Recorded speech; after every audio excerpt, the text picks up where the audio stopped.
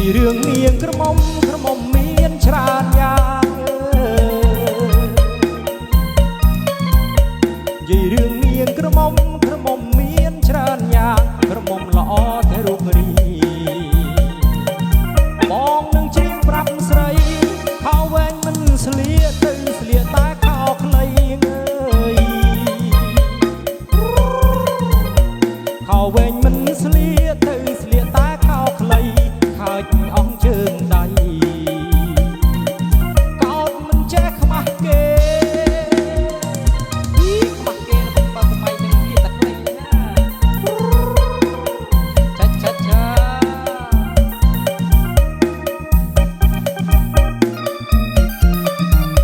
សម័យនិយមសិចស៊ីសម័យនិយមសិចស៊ី